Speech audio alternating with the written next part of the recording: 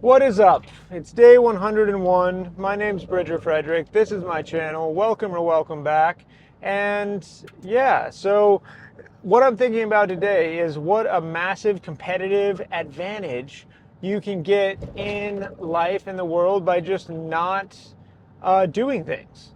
By the things that we not do are often the things that push us the farthest forward. What I'm thinking about, namely right now, is just technology. Just getting the fuck off technology has been just transcendent for me. I just deleted everything on my phone, every social media app, everything that produces video, YouTube even, which was, the last one to go, the last one that had me tight, gripped real tight. And I'm only allowing myself to listen to one podcast per day, and then I can think about and digest and talk about that podcast. But that's it. That's, all the intake of information through audio visual that I'm doing in a day, unless I, have like something that I need to, look up on how to fix something or something like that. But that's irrelevant. I mean, just for entertainment purposes. And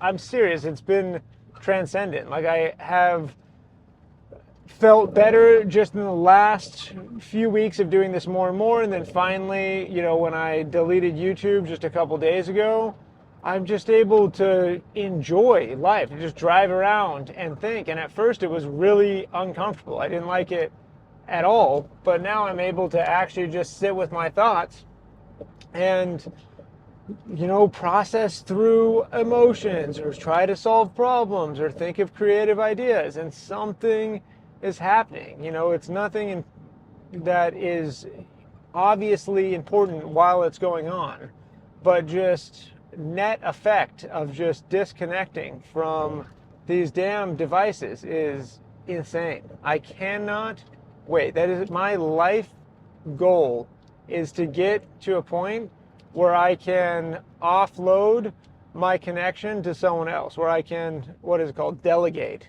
Delegate would be a better term for that. If I make it anywhere in life financially where my family and I are decently comfortable, the first person that I would hire, in as far as delegating tasks that I do, would just be to handle everything to do with that. Just a personal assistant that can take over all of the tasks that have to do with being on a phone. And I would just have, like, I'd still want a smartphone probably, but I would want to stupefy it somehow.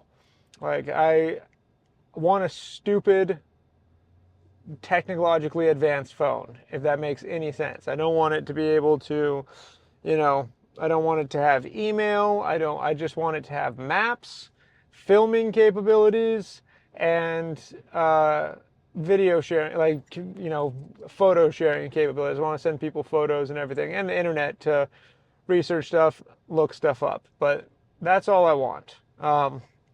Because it's draining. It's just sucking the life right out of you. It's literally the Matrix. I mean, they're just doing it with attention rather than actually physically, fueling machines with your bodily organs. I mean, you're just getting the life sucked out of you, the attention sucked out of you for your economic value, so that marketers and advertisers and businesses and actual players in the game can steal that attention from you and hopefully sell you something. And it's sad. And also the things that I don't do. I haven't, no nicotine, no no alcohol, no substances.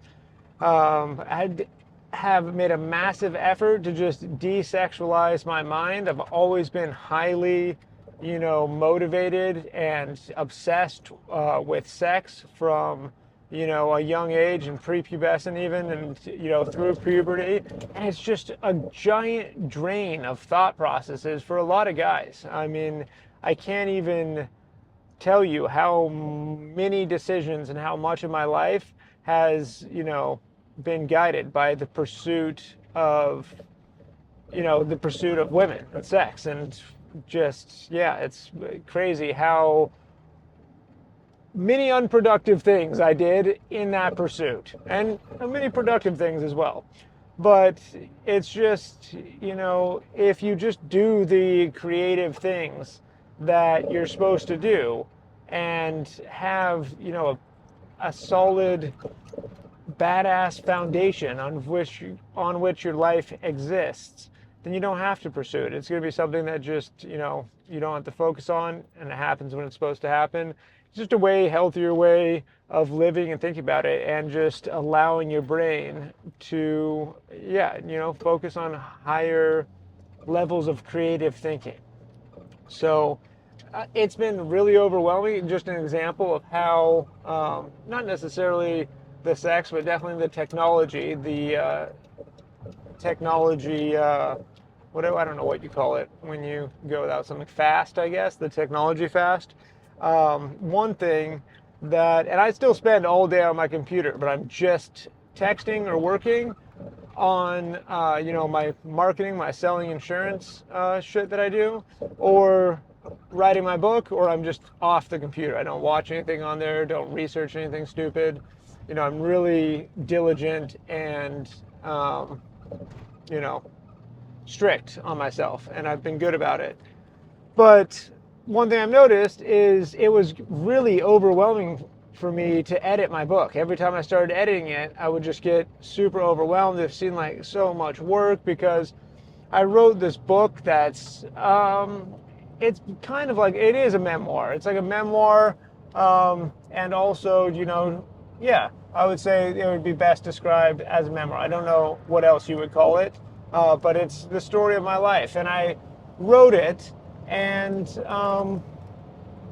I wanted it to be the entire thing, not necessarily what I would ever, sell commercially or anything, but I wanted it to be a chronicle. There you go. Like a chronological, like the whole history of my life, not like a, succinct threaded story.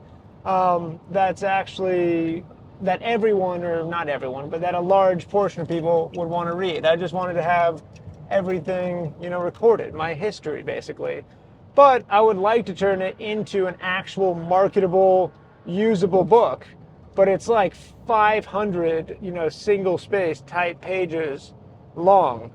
And so I have to cut that way down. There's no way it needs to be that long. It's like 250,000 words or something. I mean, it's just an insane length for a memoir for, a 30-year-old who arguably has not accomplished a whole lot, has lived pretty interesting life that I think some people will be able to derive value from, certainly in different ways. There's a lot to unpack in there, a lot of confession type material in there for sure. So I think it will be interesting if nothing else. But the point is, I got to whittle this thing down, and it was just overwhelming the shit out of me. It was really hard. And every time I would start, should I start and write the whole thing over again? I just couldn't get a clear vision of what needed to happen or how to thread this needle, to where it's an actual purposeful, like, hey, this is the story I came here to tell, so someone gets a, real value. I can give a real value proposition of this is what you're going to get out of this book, not just everything that I've done since, I was born, basically, that I can remember. But yeah, so that was overwhelming me. But since I just fasted from technology and from all the other stimulus, all the other dopamine bullshit, sugar as well, I'm a sugar addict. I love sugar, been completely, good about sugar, not 100% off of it, but completely under control and a normal consumption of sugar, I think.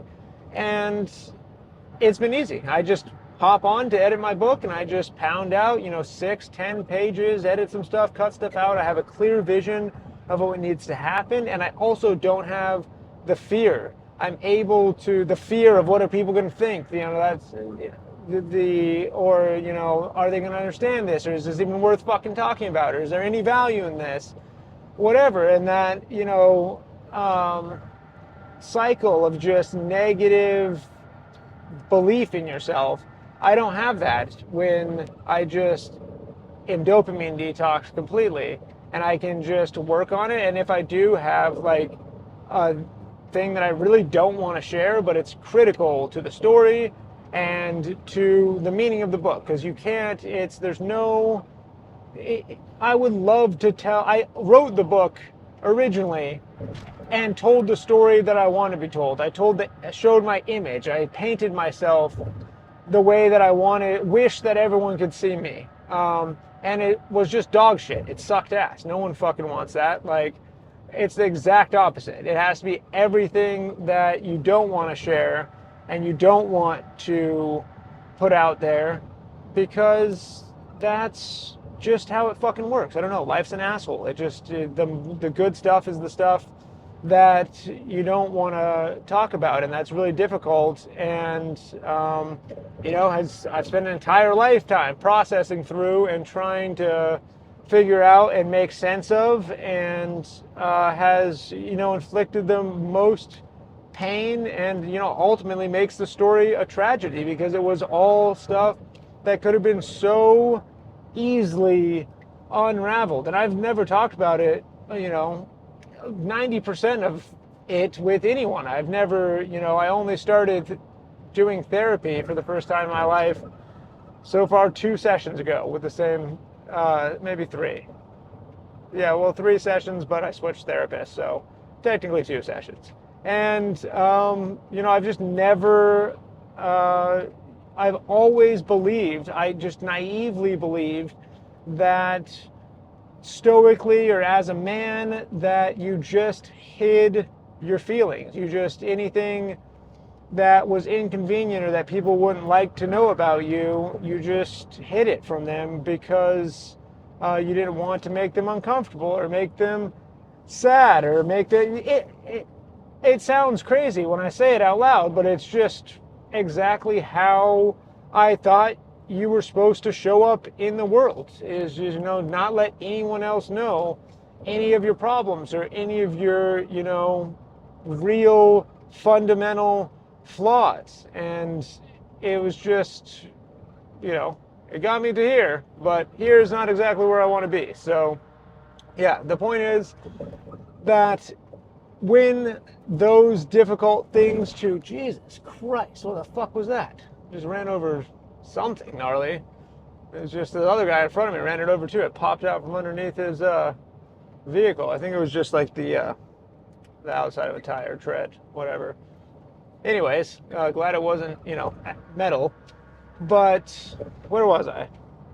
Oh, when getting to these points that would normally kind of hinder me or be difficult to share, I don't know how to tell them. I'm just able to go straight from fear into love, into gratitude, into strength, into courage, and ultimately get it out the way that it's supposed to be. And it's magical. It's nice to just have, the calm certainty in your work and what you're doing and what you're sharing, and the confidence in yourself that, it's worthy of being shared. And I really don't think I'd be able to get there without fasting, get there as consistently. I can get there during, certain times when the moment strikes, but you can't rely on that if you want to create something in this world. You can't rely on inspiration and motivation. You have to be able to create that shit. You have to just have the, ability to draw on truth and have clarity, even when you don't feel like working on it, when you don't have motivation. And I've really noticed that fasting from technology has allowed me to do that. So just want to share, I literally just hopped in the car and decided to riff on that thought. I actually thought of a really great video idea this morning. I thought I should write that down. And then I didn't write it down. And like 2 hours later, I was like, what was that video idea? It's been driving me insane all day. I was like, and so rather than think of any other ideas, I just tried and searched for this lost idea, and it's just gone. I don't know where ideas go like that, because it was like I thought about it really clearly, and imagined the video for a little bit, and none of that memory exists anymore. Just gone. So who knows? Probably not, not a promising sign for my brain health, but I think that my brain is going to go on a quite long upward trajectory now that I have inversed my energy cycle almost entirely. I don't know what it would feel like. I'm not sure. I'm sure there's always a million times more to go. But like, if you think about, the where emotions are processed in your body, in the very bottom, root chakra, where shame and guilt is processed, like it was literally acting like a black hole for my entire life, sucking energy in reverse. And it's really hard to describe it, because I could have heard someone describe this a month or two ago and I would have thought that's a nice idea, and I had a thought experiment maybe, but I really wouldn't have fucking believed the word they were saying, actually believed. I would have thought maybe, but I wouldn't really believe it. And so it's hard to portray it in a way that you can actually feel.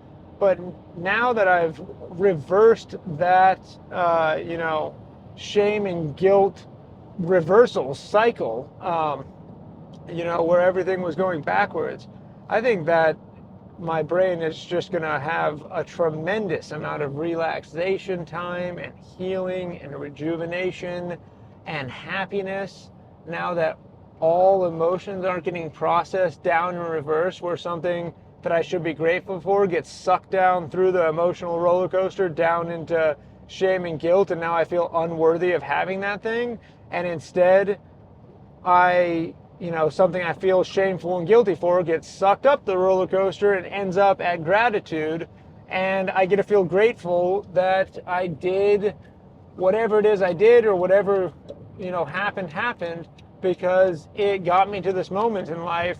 And now I have, an amazing lifelong lesson that I get to, either just keep for myself or share with other people. And everything processes into that. Like, it's fucking beautiful once you figure it out, and it's not even hard. It's really not hard. All it takes is truth, a little bit of breath work, and you're well on your way. You just have to have an intense belief in the truth. And I suppose in the, I don't want to take all the credit at all to that. My truth is that there is, an intelligent higher power or something, being something out there, some source energy that is creating all of this, and that I can connect to it, learn from it, trust it, and surrender to it. So with that, being a portion of the equation that I don't think is impossible or possible to write off whatsoever.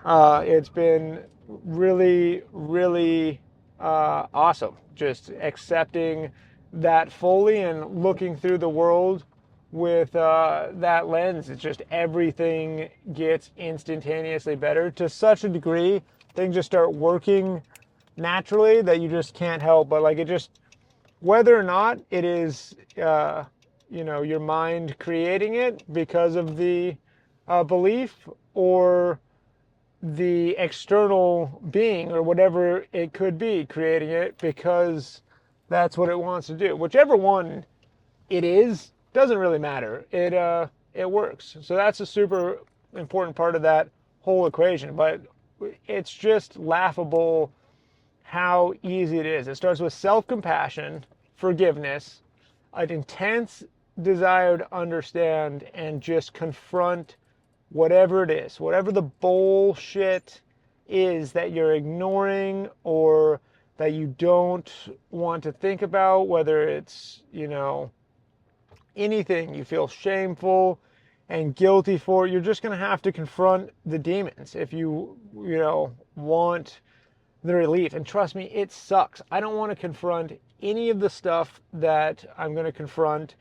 in my book. I don't want to share any of the stuff that I'm, not any of it, but there's so much that I don't want to share that inevitably, if I do find success, ultimately, if I fail, and no one likes the book and no one reads it and they think it's shit, in some way, it would be relieving because I would not have to, talk about and share and divulge and repack and unpack things that I'm ashamed, embarrassed about, and regret, and just hold, in,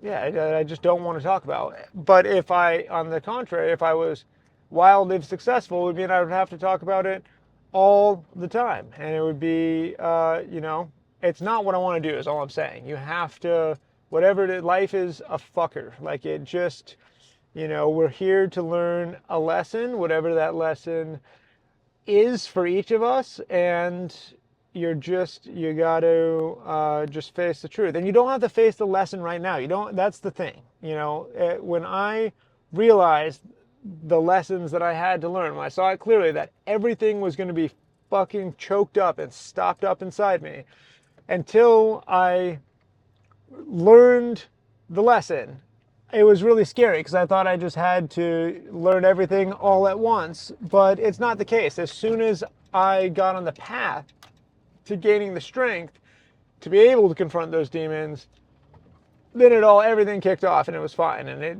as long as you keep, even if it's just incremental steps on the path towards confronting whatever it is that you don't want to confront, whatever your greatest fear is, whatever, if people knew it about you, it just feels like death, like you just want to die inside. If everyone knew this thing or this way that you thought or this thing that you wanted to be, if everyone knew that about you, what is it? What, like, it just makes like